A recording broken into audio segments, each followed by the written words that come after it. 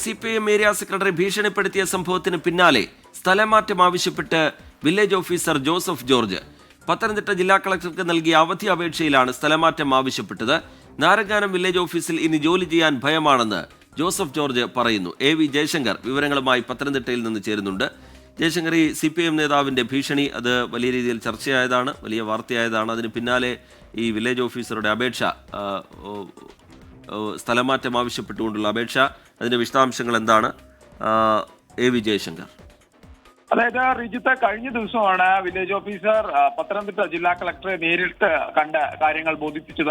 ഇതിലാണ് ഇത്തരത്തിലൊരു ട്രാൻസ്ഫർ അപേക്ഷ കൂടി ഇദ്ദേഹം സമർപ്പിച്ചിരിക്കുന്നത്. അതായത് നിലവിൽ ഈ നാരങ്ങാനം വില്ലേജ് ഓഫീസിൽ ജോലി ചെയ്യാൻ ഭയമാണ്. ഇനി ആ ഒരു തസ്തികയിൽ അവിടെ വില്ലേജ് ഓഫീസറായിട്ട് കാര്യങ്ങൾ ചെയ്യാൻ പറ്റില്ല എന്നാണ് ഇദ്ദേഹം ജില്ലാ കളക്ടർക്ക് നൽകിയ അപേക്ഷയിൽ പറയുന്നത്. ഈ അവധി അപേക്ഷയ്ക്കൊപ്പം തന്നെയാണ് ഇത്തരത്തിലൊരു സ്ഥലം മാറ്റം വേണമെന്ന അപേക്ഷ കൂടി എന്തായാലും ജോസഫ് ജോർജ് കളക്ടർക്ക് സമർപ്പിച്ചിരിക്കുന്നത്. കഴിഞ്ഞ ദിവസമാണ് തഹസിൽദാർക്കൊപ്പം കളക്ടറെ കണ്ടുകൊണ്ട് ഇത്തരം കാര്യങ്ങളൊക്കെ അദ്ദേഹം അറിയിച്ചത്. ഒപ്പം തന്നെ ഈ വിഷയവുമായി ബന്ധപ്പെട്ട് തനിക്ക് ഭീഷണി ഉണ്ട് ഉൾപ്പെടെയുള്ള പരാതി കളക്ടർക്ക് കഴിഞ്ഞ ദിവസം നൽകിയിരുന്നു.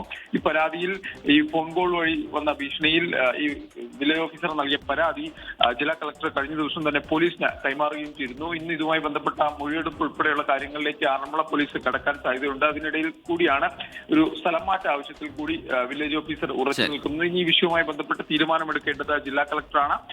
അത്തരത്തിലുള്ള ആലോചനകൾ കളക്ടറേറ്റ് കേന്ദ്രീകരിച്ച് നടക്കുന്നു എന്നാണ് മനസ്സിലാക്കുന്നത്.